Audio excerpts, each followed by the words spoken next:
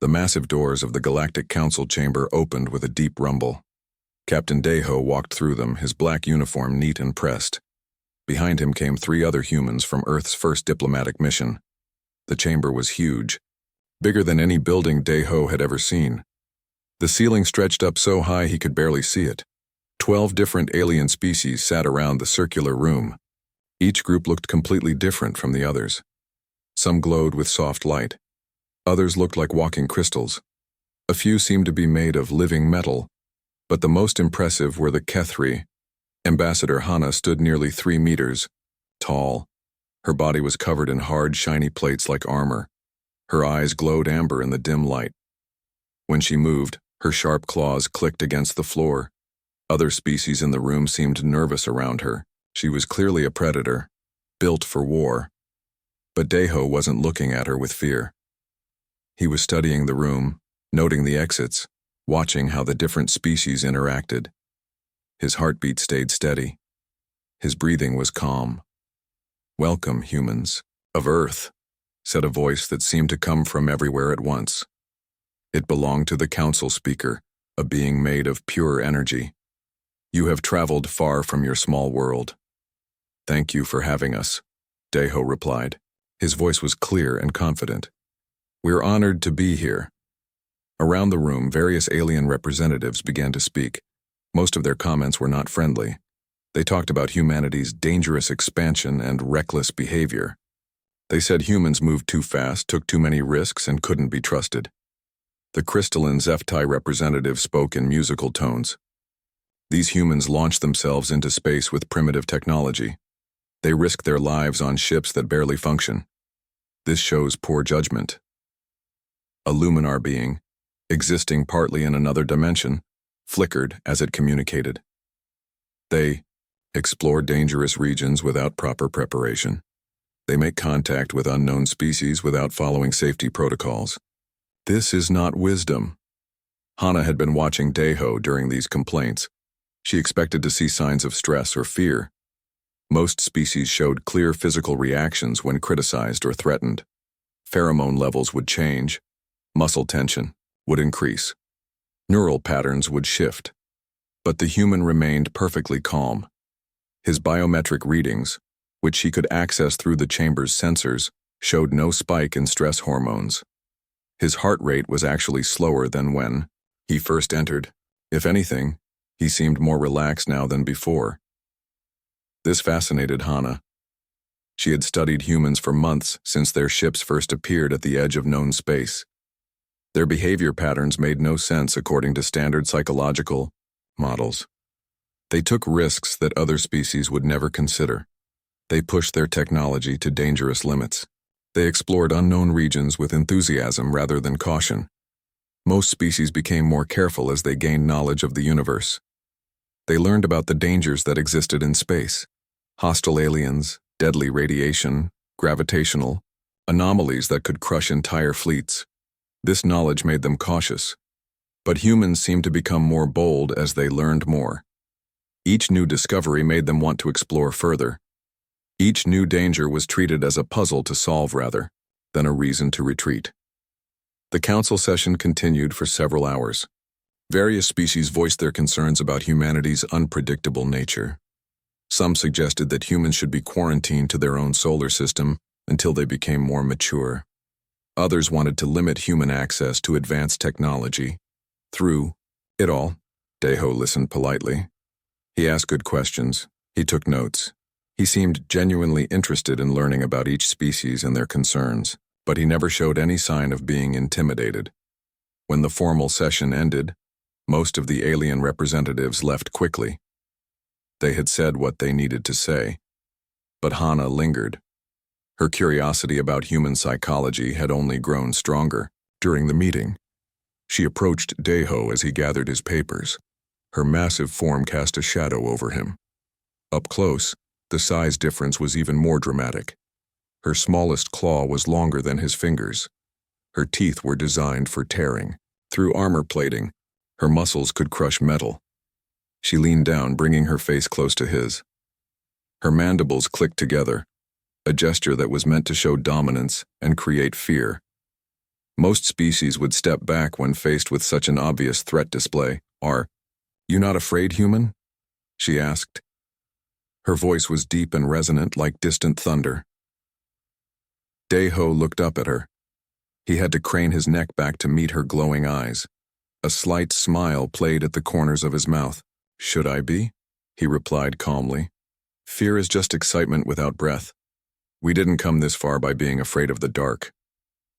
The answer caught Hana completely off guard. She had expected several possible responses. He might have shown fear and tried to hide it. He might have bluffed about not being afraid. He might have become aggressive to mask his terror. But his response was something else entirely. It wasn't bravado or false confidence. It was a simple, honest answer that revealed a completely different way of thinking about danger. You stand before civilizations that could reduce your entire world to ash with a single thought. Hana continued, testing him further. Your species is new to space travel. Your technology is primitive compared to ours. Your ships are fragile. Your weapons are basic. One word from me, and the Kethri fleet could erase humanity from existence. Daeho nodded thoughtfully. That's true, he agreed. You probably could destroy us if you wanted to, but why would you want to? We haven't done anything to threaten you, we're just explorers trying to learn about the universe. Other species fear us, Hana pointed out. They show proper respect for our power. Respect and fear aren't the same thing, Daeho said. I respect your abilities. Your ships are incredible. Your technology is amazing. Your civilization has survived for thousands of years. That's worthy of respect. But fearing you won't help me learn from you. Hana stared at him. In all her years of diplomatic contact with other species, she had never encountered an attitude like this. Fear was universal. Every intelligent species understood the concept of being afraid when faced with superior force. How do you survive? Without fear? She asked. Who said we don't have fear? Daeho replied. Fear keeps us alive. It makes us careful. It helps us recognize danger. But fear is just information. It tells us that something might be risky. What we do with that information is up to us. He gestured toward the chamber around them. Coming here was risky. We knew that. Our ships might have broken down. You might have been hostile. We might have made some terrible mistake and started a war. But the potential benefits outweighed the risks. We could learn about the universe, we could make friends with other species, we could find our place in the galaxy. And if you had died in the attempt? Daeho shrugged. Then we would have died trying to do something worthwhile. There are worse ways to go. Hana's mind was spinning. She felt like she was looking at a completely alien psychology, more foreign than any species she had ever encountered. Other races might have different biology, different technology, different cultures, but they all shared the same basic survival instincts. Self-preservation was universal. But humans seemed to have survival instincts that extended beyond themselves. They were willing to risk individual death for collective advancement. They treated danger as a challenge rather than a reason to retreat. I will remember this conversation, Hana said finally. I hope so, Daeho replied with that same slight smile. Maybe next time we meet, you'll have some stories to share too. I'd love to hear about Kethri exploration missions. As the human diplomatic party left the chamber, Hana remained standing in the shadows. The simple confidence of Daeho's answer echoed in her mind. Fear is just excitement without breath. We didn't come this far by being afraid of the dark, she found herself thinking about those words long after the humans had returned to their ship. Something told her that this would not be the last time she encountered human recklessness. And despite herself, she was curious to see what would happen. When humanity faced a real test, the universe, she suspected, was about to become a much more interesting place. 3 months had passed since the first meeting at the Galactic Council. Hana had spent much of that time thinking about her conversation with Captain Daeho. His words kept coming back to her at unexpected moments. She found herself analyzing human behavior reports that came through diplomatic channels. Then the crisis began.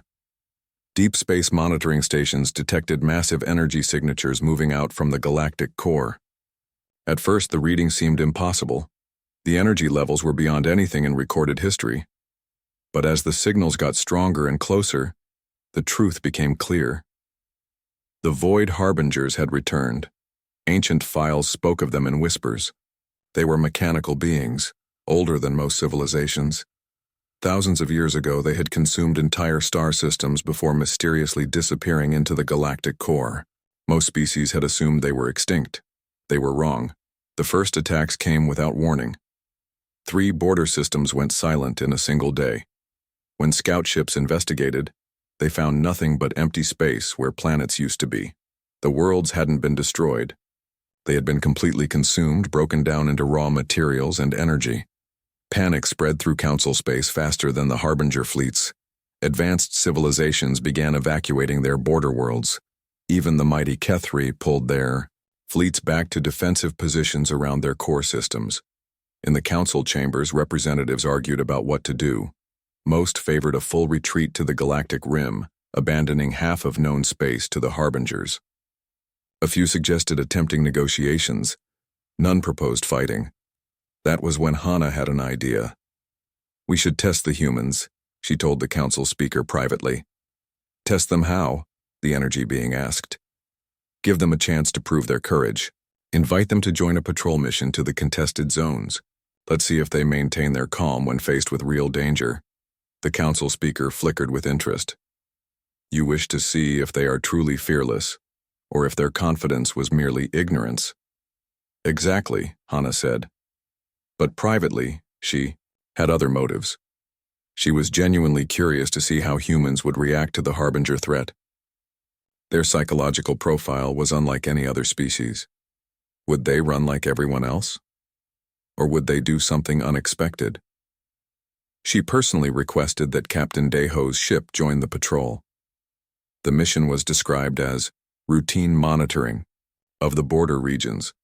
No mention was made of the Harbinger presence. The task force assembled at Station Omega, a military outpost near the contested zone. 6 ships joined the patrol. 2 Kethri dreadnoughts, Hana's flagship Stormbreaker, and the Iron Claw. 1 crystalline Zeftai science vessel, the Harmony, gleaming like a jewel in space. 2 Luminar ships, the Lightbearer and Dawn's Edge, which existed partially in hyperspace and flickered in and out of normal vision. And 1 small human cruiser, the New Dawn, looking tiny and fragile compared to the alien vessels. Captain Deho attended the briefing aboard Hana's flagship. The other commanders towered over him, but he seemed comfortable in the meeting. He asked practical questions about patrol routes and communication protocols. He studied the tactical displays with obvious interest. "The border regions have been experiencing unusual activity," Hana explained, watching his face carefully. "Energy, signatures, gravitational anomalies, several systems have gone silent." "Hostile contact?" Deho asked. "Unknown," Hana replied. "That's what we're investigating." The human nodded calmly. "Understood. The New Dawn is ready for patrol duties." As the briefing ended, Hana noticed that Deho's stress indicators remained completely normal. Either he didn't understand the danger they were heading into, or he genuinely wasn't concerned about it. The patrol fleet moved out the next day. They traveled toward the Kepler sector, where 3 systems had recently lost contact with the outside galaxy. Long-range sensors showed no obvious threats, but an underlying tension filled the communications channels. On the second day, they received a distress signal. "This is Colony Ship Haven," came the desperate transmission. "We are under attack. Unknown vessels are destroying our mining platforms. We have 200,000 civilians aboard. Request immediate assistance." The patrol fleet dropped out of hyperspace at the edge of the Kepler system. What they saw there would be burned into Hana's memory forever. Massive mechanical shapes moved through space like deadly predators. The Void Harbingers were unlike anything in current military databases. Each ship was the size of a small moon, covered in spikes and weapon ports. They moved with fluid grace despite their enormous size. 3 Harbinger vessels were systematically destroying the mining colony. Civilian ships fled in all directions, but the alien machines picked them off with casual precision. Explosions, lit up the darkness as families died by the thousands. "Mother of stars," whispered the HFY commander. "It's them. The Void Harbingers." Fear flooded the communication channels. The alien commanders began calculating retreat vectors immediately. Their ships were powerful, but they were vastly outnumbered and outgunned. "All ships, withdraw to safe distance," ordered the senior Kethri captain. "We need to report this to Fleet Command." "Wait," came Daeho's voice over the comm. "What about the civilians?" "There are too many Harbingers," Hana replied. "We cannot engage them directly. It would be suicide." "The colony ship has 200,000 people aboard," Daeho pointed out. "How long do we have before they're all dead?" The HFY science vessel ran quick calculations. "At current destruction rates, approximately 18 minutes. "And how long for evacuation?" "Impossible," the Luminar commander stated. "The colony ship's engines are too slow. The Harbingers will destroy it long before it reaches hyperspace. Distance." "Then we buy them time," Daeho said simply. Hana stared at her tactical display. The human ship was breaking formation, accelerating toward the Harbinger fleet. Alone. "Captain Daeho, return to formation immediately," she ordered. "Your vessel cannot survive such an encounter." "Maybe not," came his calm reply. "But 200,000 people get to live if we try. Seems like good math to me." "This is suicide," Hana shouted. "You will accomplish nothing but your own destruction." "We'll see," Daeho said. "New dawn to all ships. Beginning attack run. Suggest you use the distraction to coordinate civilian evacuation." Hana watched in stunned silence as the tiny human ship charged directly at 3 Harbinger vessels. Each enemy ship was hundreds of times larger than the New Dawn. It was like watching a mouse attack 3 elephants. But Daeho didn't fight like other species fought. He didn't try to match firepower with the Harbingers. Instead, he used speed and unpredictability. The New Dawn darted between the massive enemy ships, firing at critical systems and then moving before return fire could track them. When his weapons proved insufficient, Daeho did something that violated every principle of space combat. He rammed one of the Harbinger vessels. The human ship struck the enemy at full velocity, punching through the mechanical hull and detonating its reactor core inside the Harbinger's structure. The explosion tore the massive ship apart from within. The New Dawn emerged from the wreckage heavily damaged but still functional. Before the remaining Harbingers could respond effectively, Daeho repeated the tactic. He used his ship's mass as a weapon, ramming critical components and setting off chain reactions. "Impossible," whispered the HFY commander. "He's destroying them with a ship a fraction of their size." The second Harbinger vessel suffered critical system failures and went dark. The third, recognizing the threat, began to retreat toward deep space. Daeho pursued it, his damaged ship barely holding together. He fired everything he had at the fleeing Harbinger, driving it away from the civilian evacuation routes. By the time the engagement ended, all 3 Harbinger ships had been destroyed or driven off. The colony ship Haven and its 200,000 civilians were safe. The New Dawn limped back to the patrol fleet, trailing debris and atmosphere. Half the ship was gone. Life support was failing, but it was still flying. "Captain Daeho," Hana called over the communication channel. "Are you alive?" "For now," came the weak reply. "Might need a ride home, though." As rescue shuttles moved to evacuate the human crew, Hana stared at her tactical display. The computer was still trying to analyze what had happened. According to every military model, the human attack should have failed within seconds. But the models were wrong. They assumed that ships would fight conservatively, trying to minimize damage to themselves. They didn't account for a commander who was willing to sacrifice his own vessel to complete the mission. "Why did you do that?" Hana asked when Daeho was brought aboard her flagship for medical treatment. The human captain was badly injured but conscious. "Do what?"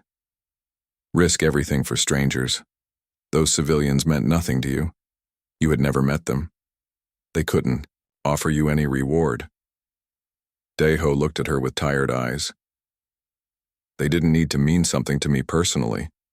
They were people. 200,000 mothers and fathers and children who wanted to keep living. That's enough. But you nearly died. Nearly, but I didn't, and neither did they.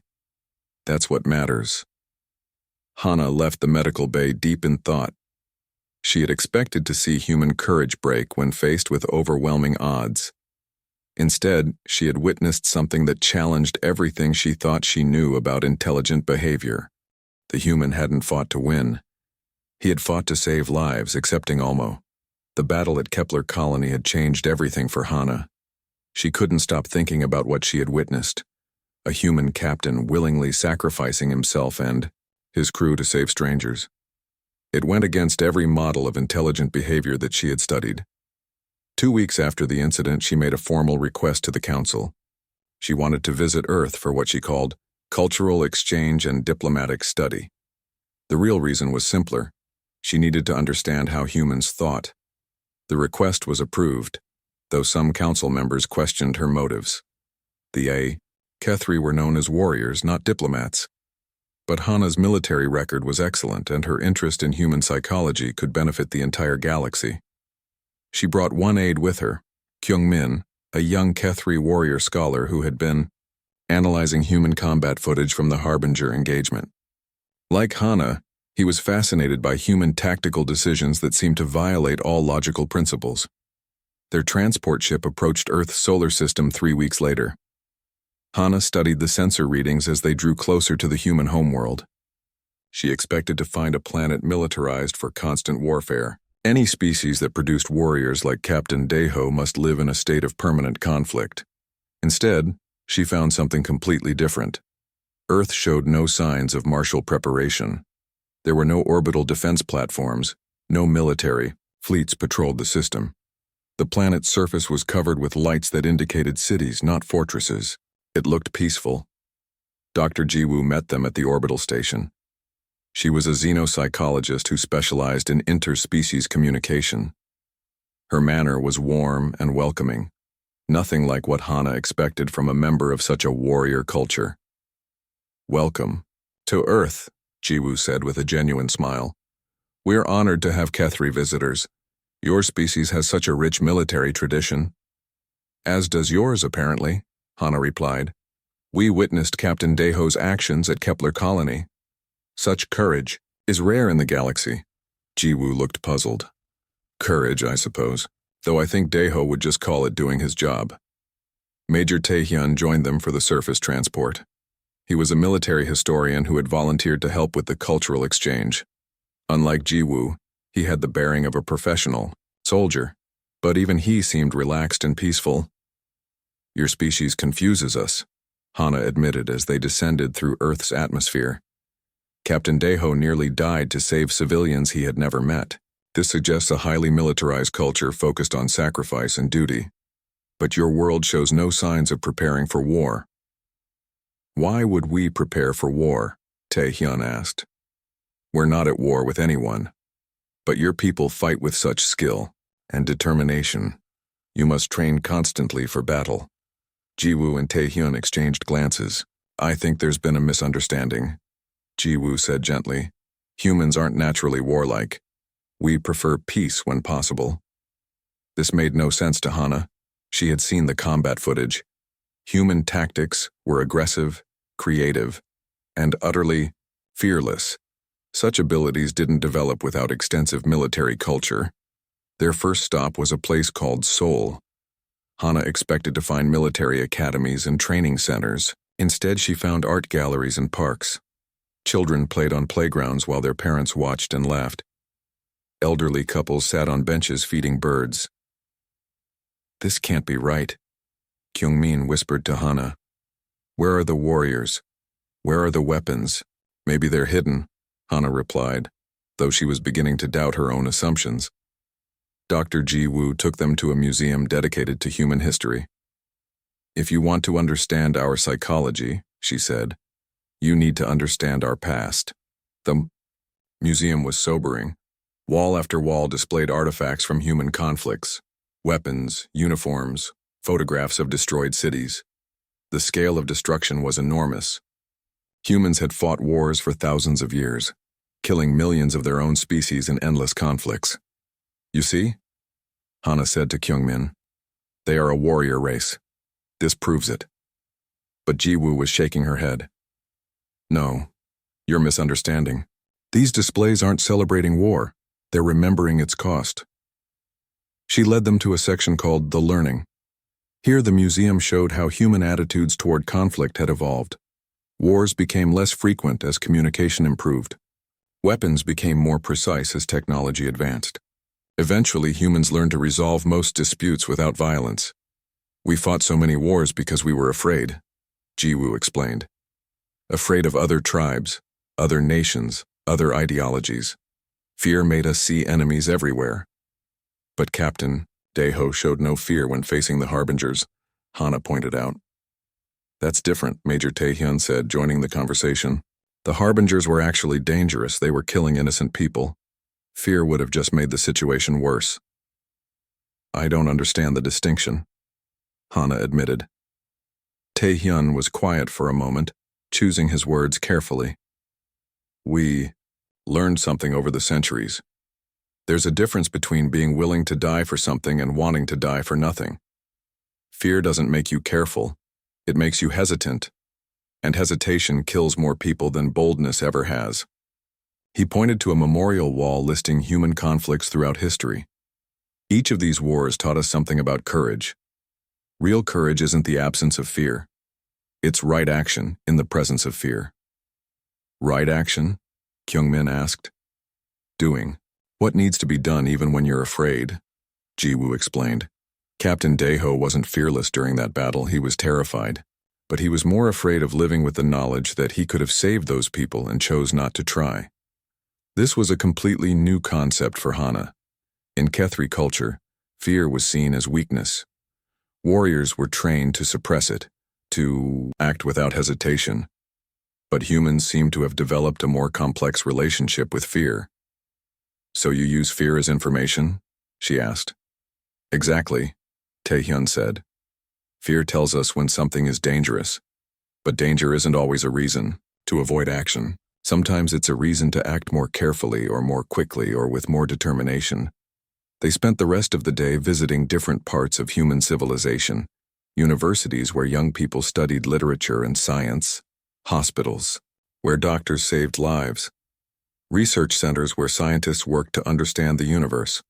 Nowhere did Hana see evidence of a militarized society. Humans seemed to spend most of their energy on creative and productive activities. They built things instead of destroying them. They healed instead of harming. But she also noticed something else. Humans took risks that other species would avoid. Scientists volunteered for dangerous experiments. Rescue workers entered burning buildings to save strangers. Teachers worked in poor neighborhoods where they could be hurt. Your people are willing to sacrifice themselves for others, Hana observed over dinner. But not in organized military units. It's individual choice. That's right, Jiwoo agreed. We don't force people to be heroes. But when situations arise that require heroism, someone usually volunteers. Why? Jiwoo thought about this. Maybe because we understand that we're all connected. When someone else suffers, part of us suffers too. When someone else is in danger, we feel responsible for helping if we can.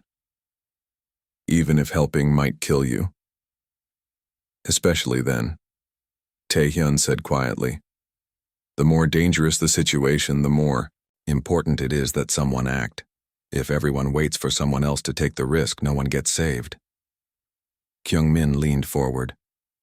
But how do you decide who takes the risk? In our military, commanders order subordinates to perform dangerous missions. Nobody ordered Captain Daeho to attack those Harbinger ships, Hana realized. He chose to do it himself. That's how it usually works, Jiwoo confirmed. The person in the best position to help is the person who steps forward. Aren't you afraid of dying? Hana asked bluntly. Both humans were quiet for a moment. Then Taehyun spoke. Of course we are. Death is final. Permanent. When you're dead, you can't protect anyone anymore. You can't learn anything new. You can't experience joy or love or wonder. But sometimes, Jiwoo added softly, the alternative to risking death is accepting that other people will definitely die. And that's worse. Worse than your own death? Much worse, Taehyun said. You can live with being afraid. You can live with being injured.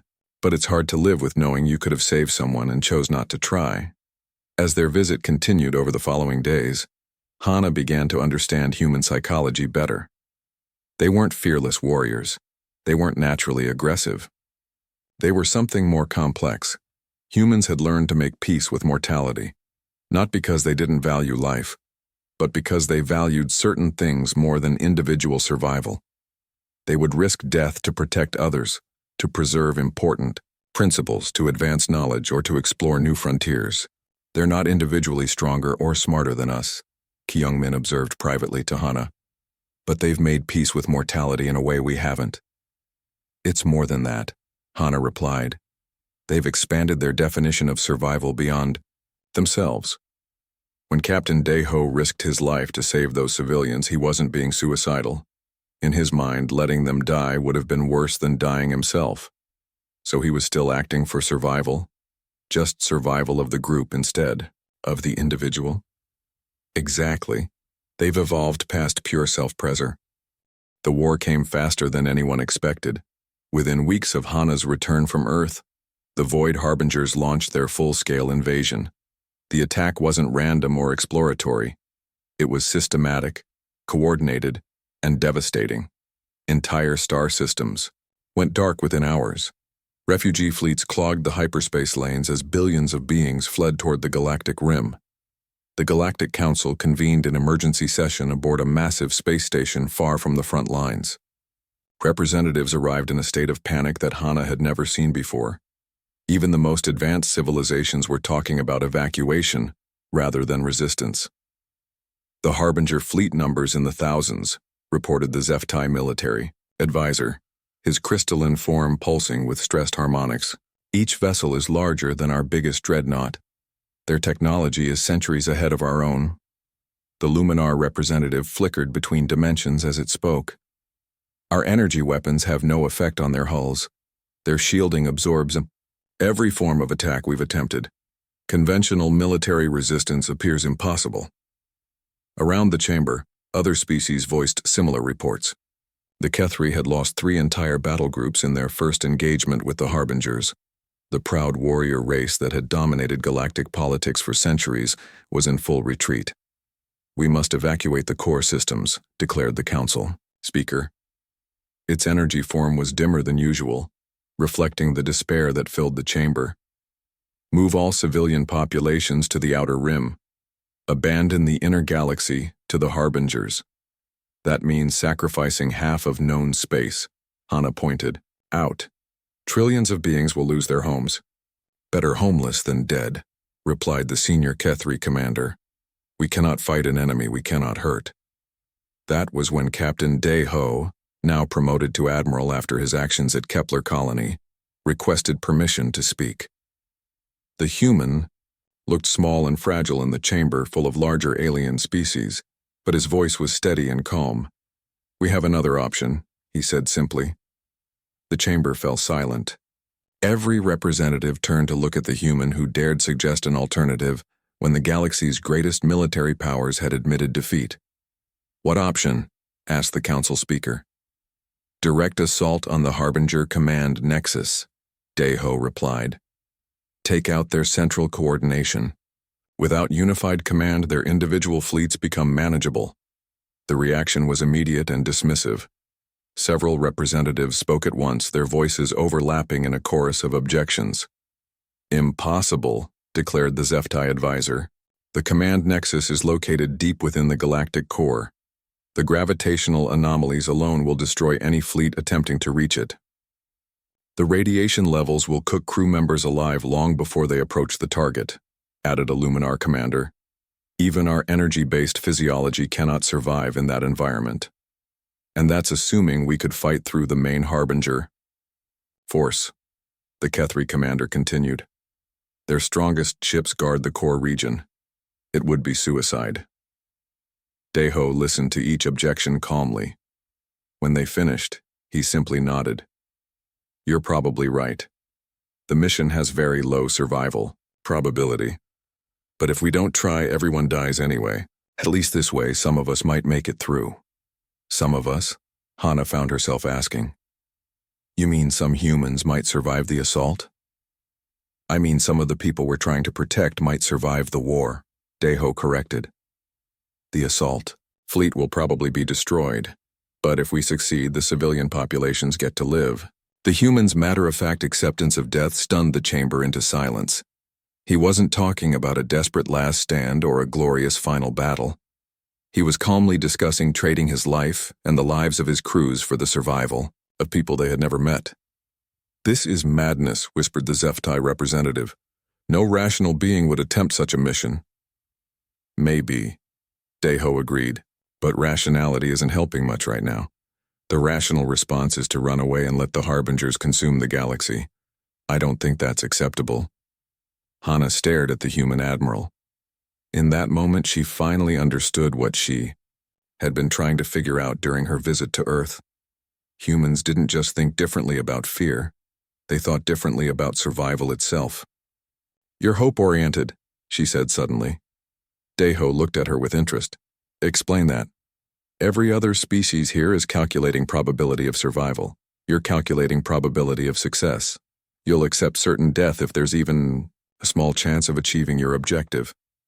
She stood up, her massive form towering over the other representatives.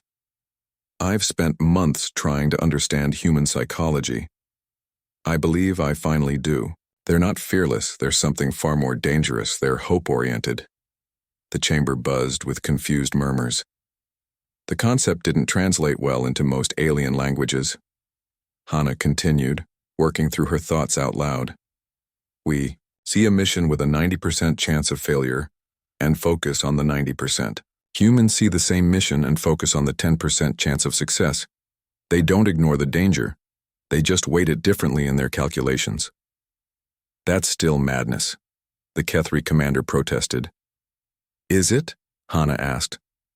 Consider the mathematics. If we evacuate to the rim, we save perhaps 20% of the galactic population. The rest die when the Harbingers consume their worlds. If Admiral Daeho's mission has even a 5% chance of success, it saves more lives than evacuation. But the assault fleet will be destroyed. The assault fleet will be destroyed whether we evacuate or not, Hana pointed out. The Harbingers will eventually reach the rim. When they do, we'll have nowhere left to run. At least this way we die fighting for something. She looked around the chamber, meeting the eyes of each representative. Humans understand something we've forgotten. Sometimes the only way to truly survive is to be willing to die for what matters. The debate continued for hours. Most species remained convinced that the assault was impossible. But a few began to see the logic in Hana's argument. If defeat was inevitable anyway, why not try the one plan that offered any hope of victory? Finally, the council speaker called for a vote. The motion was simple: authorize a volunteer force to attempt the core assault while the main fleet's continued evacuation efforts. The vote was close, but it passed. As the session ended, Hana approached Admiral Daeho. I want to volunteer my fleet for the assault. The human looked surprised. Your fleet? Ambassador Hana, this isn't a diplomatic mission. It's a military operation with almost no chance of survival. I know exactly what it is, Hana replied. That's why I'm volunteering. Your people won't understand. The Kethri value honor and survival. They won't support what looks like a suicide mission. Hana smiled grimly. Then I'll have to convince them that some things are more important than survival. When Hana announced her decision to the Kethri High Command, the reaction was explosive. Her military superiors accused her of madness. Her political leaders threatened court-martial. Her own crews questioned her judgment. But Hana had learned something from her time with humans. Sometimes leadership meant making decisions that others couldn't understand until after the fact. I've studied human tactics extensively, she told her assembled ship captains. They don't fight the way we fight. They don't calculate odds the way we calculate odds. And they don't lose wars the way we lose wars. Because they're insane, muttered one captain. No, Hana corrected. because they understand that some battles are worth fighting even when you can't win them. Admiral Deho isn't launching this assault because he thinks it will succeed. He's launching it because it's the right thing to do. And if we all die? Then we die trying to save trillions of innocent beings. Our children will grow up in a universe where someone was willing to fight the darkness instead of running from it. One by one, her captains agreed to join the mission. Not because they believed it would work, but because they trusted Hana's judgment. And perhaps because they were curious to see what humans could accomplish when they stopped calculating odds and started focusing on objectives. Kyung-min, now serving as Hana's tactical advisor, made an observation that would prove prophetic. Admiral Deho's stress readings are higher now than they were during the Kepler colony battle.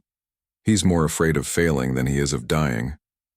Yes, Hana agreed, and that's exactly why this mission might actually work. The joint human-Kethri fleet began preparation for what most of the galaxy considered a suicide mission. But Hana had begun to understand that humans didn't really believe in suicide missions. They believed in missions that were worth dying for, and sometimes she was beginning to realize that made all the difference. As she watched Admiral Deho coordinate the assault planning, she remembered his words from their first meeting. Fear is just excitement without breath. We didn't come this far by being afraid of the dark. The galaxy was about to find out what happened when that philosophy met its ultimate test. The assault fleet assembled at the edge of known space. 200 ships formed up in perfect formation, 150 human vessels, and 50 Kethri dreadnoughts. It was the largest military force humanity had ever fielded, and yet it seemed pitifully small compared to the task ahead. Hana stood on the bridge of her flagship, the Stormbreaker, watching the final preparations. Through the viewports, she could see Admiral Deho's command ship, the Defiant Hope. The human vessel was half the size of her own, but it would lead the entire fleet into battle. Final systems check complete, reported her navigation officer. All ships report ready for hyperspace jump. And our destination? Hana asked, though she already knew the answer. The Galactic Core. Estimated travel time: 6 days through hyperspace, then 3 days of normal space travel to reach the Harbinger Nexus. 9 days to either save the galaxy or die trying. Hana had led military missions before, but never one where the outcome was so absolute. Either they would destroy the Harbinger Command Center, or every being they had ever cared about would eventually be consumed. Admiral Deho's voice came over the fleet communications. All ships, this is Admiral Deho. In a few minutes, we'll begin our jump toward the Galactic Core. I won't lie to you, most of us probably won't be coming home. The Harbingers have had thousands of years to prepare their defenses. We're heading into the most dangerous region of space with enemies that have technology we barely understand. Hana listened to the human's words. His voice was calm, but she could detect the underlying tension. He was afraid, but he was going anyway. But I want you to remember why we're doing this, Deho continued. Right now, trillions of beings are fleeing toward the galactic rim. Children are crying in refugee ships. Parents are wondering if they'll ever see their homes again. Scientists are watching their life's work get destroyed. Artists are seeing their cultures consumed by machines that don't understand beauty, or love, or hope. The communication channel was silent, except for the sound of breathing from 200 different ships. We can't save everyone, but we can try to save anyone, and sometimes trying is enough. All ships, Deho concluded, jump on my mark. Mark. The fleet vanished into hyperspace. The journey to the Galactic Core took them through regions of space that few beings had ever explored. The closer they got to the center of the galaxy, the more dangerous conditions became. Gravitational anomalies pulled ships out of formation. Radiation storms forced them to take longer routes. Several vessels suffered critical system failures and had to be abandoned. On the 4th day, they lost their first ship to a navigation error. The human destroyer Courage was pulled into a black hole when its hyperspace calculations proved insufficient for the extreme gravitational fields. 37 crew members died in seconds, crushed beyond recognition. Should we adjust course to avoid similar anomalies? Asked Hana's navigation officer. Negative, came Admiral Deho's response over the comm. Safer routes will add 2 days to our travel time. The Harbingers are still advancing on civilian populations. We maintain current course. Hana found herself studying the human command style during the journey. When faced with choices between fleet safety and mission speed, Daeho consistently chose the mission. When ships were damaged, he ordered them to continue if possible rather than slow the fleet for repairs. "You're killing your own people," she observed during a private communication with the Admiral. "No," Daeho replied quietly. "I'm trying to make their deaths meaningful. Every hour we delay, the Harbingers kill millions more civilians. These crews knew the math when they volunteered." The math? Risk versus benefit. Personal survival versus species survival. Individual death versus collective death. Hana was beginning to understand that human military philosophy was fundamentally different from Kethri doctrine. Her people fought to win battles. Humans fought to achieve objectives. The distinction seemed small, but the tactical implications were enormous. On the 6th day, they dropped out of hyperspace at the edge of the galactic core. What they saw there defied description. Space itself seemed alive with energy. Massive, stars burned in impossible colors. Gravitational lenses bent light into spirals and cascades. And throughout the region, moving like predators through a cosmic hunting ground, were the Harbinger fleets. Thousands of the massive mechanical ships patrolled the core systems. Each one was the size of a small moon, covered in weapon ports and defensive systems. They moved in perfect formation, responding to commands from somewhere deeper in the maze of stars and anomalies. "Target identified," reported the fleet science officer. "The Harbinger Nexus is located at coordinates mark 77 Alpha. It's massive. Artificial structure approximately the size of a small planet." "Defenses?" Admiral Daeho asked. "Extensive. Approximately 3,000 automated defense platforms, energy shields that register beyond our sensor capabilities, and the entire structure is surrounded by the main Harbinger battle fleet." Hana studied the tactical display. The numbers were overwhelming. Even if every ship in their assault fleet performed perfectly, they would be outnumbered 50 to 1. "Admiral," she called over the private command channel, "the odds are even, worse than our worst projections." "I know," Daeho replied calmly. "We could retreat, regroup, try to find another approach." "While the Harbingers consume how many more worlds?" Hana was quiet for a moment. "What's the plan?" "We charge straight at them. Maximum speed, maximum aggression. Try to punch through their defenses before they can coordinate an effective response." "That's not much of a plan." "It's the only one we have. Sometimes the simplest approach works because the enemy doesn't expect it." As they approached the Harbinger perimeter, the fleet began taking casualties. The enemy defense platforms opened fire with weapons that could destroy entire ships with single shots. The human destroyer Valor vanished in a flash of exotic energy. The Kethri cruiser Iron Will suffered critical damage and began falling behind. "Maintain formation," Admiral Daeho ordered. "All ships continue advance." Ship after ship fell to the Harbinger defenses. The human frigate Rising Dawn, the Kethri battleship Thunderstrike, the human cruiser New Horizon. Each loss represented hundreds of crew members who would never see their families again. But the fleet pressed on. Kyung-min, serving as Hana's tactical advisor, made a disturbing observation. "Ambassador, Admiral Daeho's stress levels are increasing, but not because of the ship losses." "What do you mean?" "His biometric readings suggest he's more afraid of the mission failing than of dying. He's calculating success probability in real time, and every ship we lose reduces our chances of reaching the Nexus." Hana realized that Kyung-min was right. For a human commander, individual casualties weren't the primary concern. The mission objective was everything. Admiral Daeho would sacrifice every ship in the fleet, including his own, if it meant even a slight chance of destroying the Harbinger command center. "This is why they're dangerous," she murmured. "Dangerous. They don't fight for glory or honor or survival. They fight for results, and they're willing to pay any price to achieve them." As they penetrated deeper into the Harbinger defenses, the casualties mounted.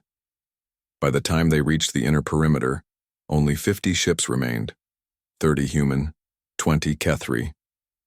The Harbinger Nexus loomed before them like a mechanical planet. Its surface was covered in weapon emplacements, shield generators, and communication arrays.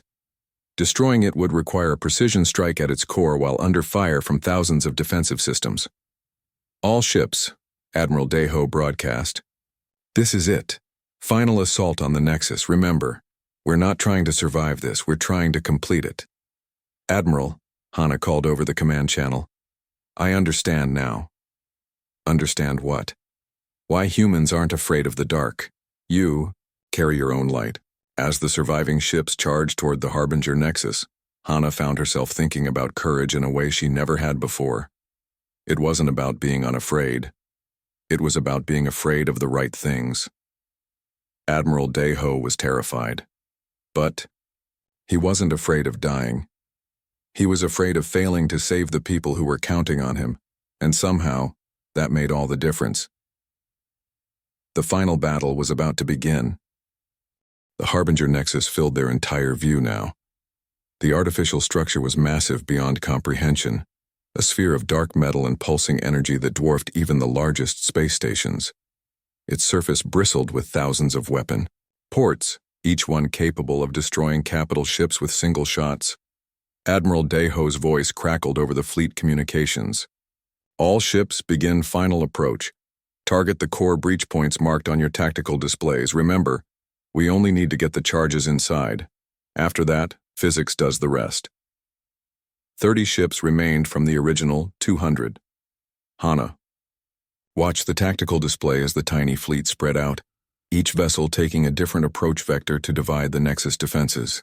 The Harbinger response was immediate and devastating. Massive energy beams lanced out from the artificial planet, each one vaporizing whatever it touched. The human cruiser Last Stand simply ceased to exist, leaving nothing but scattered atoms. The Kethri Dreadnought Final Honor lasted 3 seconds longer before its hull was torn apart by gravitational weapons. "We're losing ships too fast," Kyungmin reported, his voice tight with stress. "At this rate, none of us will reach the surface." But Admiral Deho had anticipated this. "All ships, Pattern 7, ramming speed." Hana understood immediately. Pattern 7 was a human tactical formation where ships used themselves as shields for other vessels. It was a suicide tactic, designed to get a few survivors through overwhelming defenses by sacrificing the majority. She watched in fascination and horror as human ships deliberately moved into the path of Harbinger weapons. The destroyer Brave Heart intercepted a massive energy beam that would have destroyed Hana's flagship. The frigate Morning Star rammed itself into a defense platform to clear a path for the assault team. "They're killing themselves to save us," Kyungmin whispered. "No," Hana corrected, finally understanding human tactics completely. "They're killing themselves to save the mission. There's a difference. 20 ships became 15. 15 became 10. By the time they reached the Nexus surface, only 7 vessels remained. 4 human, 3 Kethri. Admiral Deho's ship, the Defiant Hope, led the final assault team to a massive breach in the Nexus hull. The artificial planet's defenses had been designed to stop large fleets, not small infiltration teams. The few remaining ships slipped through gaps in the defensive fire and landed inside the structure itself. "Strike teams, prepare for surface operations," Deho ordered. "We need to reach the core and plant antimatter charges. Estimated time to detonation point, 30 minutes. Hana assembled her team quickly. Kyungmin would accompany her along with 2 of her best warriors. They would support Admiral Deho's team in the final assault on the Nexus Control Center. Inside the Harbinger structure, reality became a nightmare.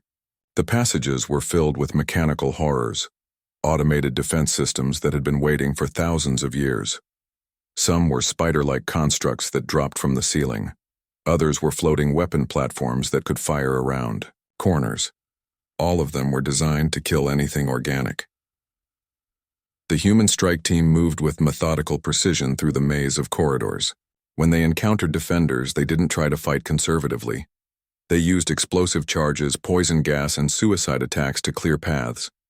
Every human carried enough firepower to level a city block, and they were willing to use all of it. They fight like every battle is their last, Kung-min observed as they watched a human soldier detonate his own grenades to destroy a Harbinger defense node. For them it probably is, Hana replied. They don't plan on surviving this mission, as-oh. They pushed deeper into the Nexus, the casualties mounted. Human soldiers fell to Harbinger weapons, but their deaths always served a purpose. Each sacrifice opened a new path, destroyed a key defense, or bought time for the team to advance. Finally, they reached the core chamber. It was enormous, a spherical space filled with pulsing energy conduits and processing nodes. At the center, a massive crystalline structure coordinated the activities of every Harbinger ship in the galaxy. That's it, Admiral Deho said, breathing heavily from the fight through the corridors.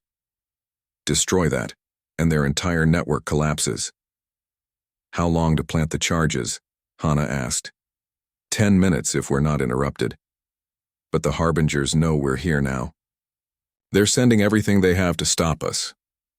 As if summoned by his words, mechanical shapes began pouring into the chamber. Harbinger defense units in dozens of different configurations, all designed for close-quarters combat. They moved, with inhuman speed and precision, their weapons fully integrated into their metal bodies. Cover me, Deho ordered his remaining team members. I need to reach the core. What followed was the most brutal combat Hana had ever witnessed. Human soldiers threw themselves at mechanical monsters 10 times their size. They used their bodies as weapons, their blood as ammunition. When their guns ran out of power, they attacked with knives.